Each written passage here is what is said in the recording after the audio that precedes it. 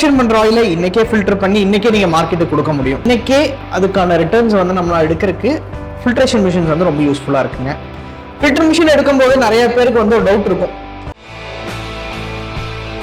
So நம்ம ஒரு oil extraction பண்ற பிஸ்னஸ்ல ஃபில்டர் மிஷின் அப்படிங்கிற ஒரு இம்பார்ட்டன்ட் ரோல் வந்து பிளே பண்ண ஆரம்பிச்சிருக்குங்க.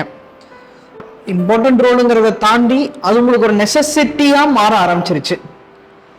என்ன ரீசன் எடுத்துட்டீங்கன்னா, இன்னைக்கு நீங்க ஆயில் எக்ஸ்ட்ராக்ஷன் பண்றீங்க, அதை பாட்டில் பண்ணி சேல் பண்றதுக்கு மினிமம் ஒரு 3 to 4 days நீங்க வெயிட் பண்ற மாதிரி இருக்கு.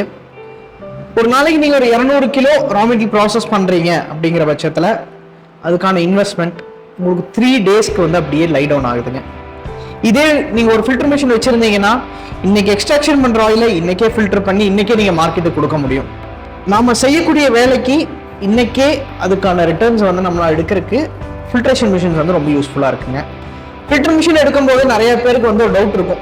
நம்ம ரிஃபைண்ட் ஆயில் மாதிரி ஆயிடுமோ, நம்ம ஆயில் எக்ஸ்ட்ராக்ஷன் பண்ணி ரிஃபைண்ட் ஆயிலா நம்ம ஆயில் மாறிடுமோ, ரிஃபைண்ட் ஆயில்னு சொல்லிடுவாங்களோ. உங்களுக்கு அந்த பயமே எதுவுமே வேணாம்.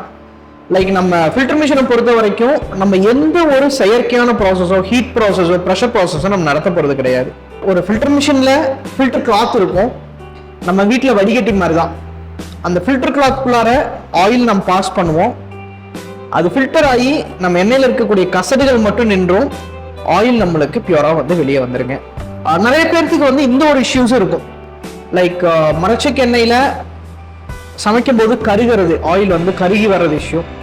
இதெல்லாமே ஃபில்டர் பண்ணாம நம்ம யூஸ் பண்ணும்போது, ஃபில்டர் பண்ணாமங்கிறத தாண்டி ஃபில்ட்ரேஷன் பத்தலை அப்படிங்கிற பட்சத்தில் ஆயில் வந்து கருகி வரும், பொங்கி வரும். இதெல்லாத்தையுமே நம்ம ஃபில்டர் பண்ணும்போது மேக்ஸிமம் நம்ம இந்த இஷ்யூஸ் வந்து அவாய்ட் பண்ணிக்க முடியுங்க.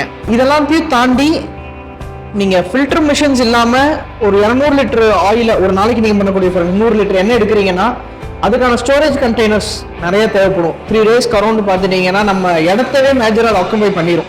ஃபில்டர் மிஷின் இருக்கும்போது உங்களுக்கு அந்த ஏரியா எல்லாத்தையுமே கட் டவுன் பண்ணி நம்மளுக்கு இந்த வேலையை சிம்பிளிஃபை பண்றதுக்காக இந்த மிஷினரிஸ் வந்து யூஸ் ஆகுங்க.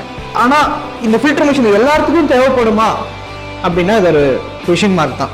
உங்களுக்கு இந்த ஃபில்டர் மிஷின் தேவைப்படுமா தேவைப்படாதாங்கிறத நம்ம டீம்கிட்ட டிஸ்கஸ் பண்ணுங்க.